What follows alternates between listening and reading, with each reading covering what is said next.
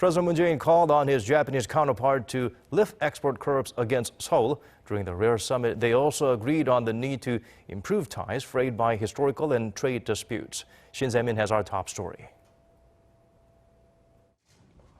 South Korea and Japan are both historically and culturally the closest neighbor and an important partner in personal exchanges, said President Moon Jae-in, sitting across his Japanese counterpart on the sidelines of the tripartite summit in China.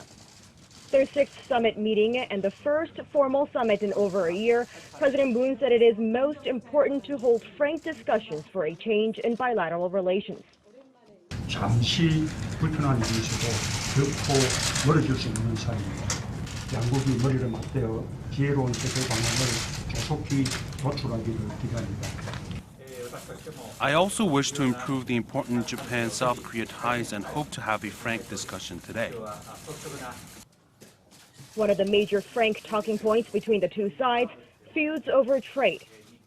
South Korea's presidential spokesperson said Moon reportedly urged Abe to fully retract export curbs against Seoul, and the trade situation should return to a state before July 1st, when Tokyo toughened its restrictions on three major industrial materials.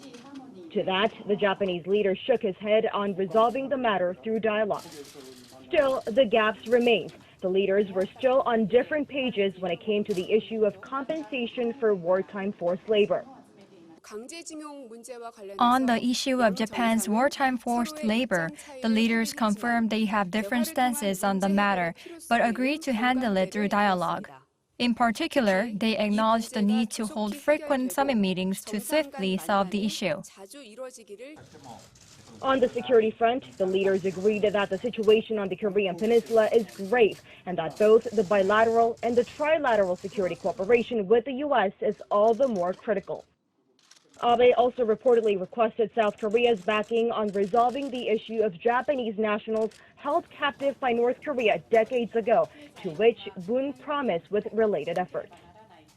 Although the leaders have not been able to solve their fundamental differences on how to handle matters of history, they're not leaving empty-handed. The leaders' meeting here in China is still viewed as a way of leaving the door open for follow-up consultations. Shin Se-min, Arirang News, Chengdu.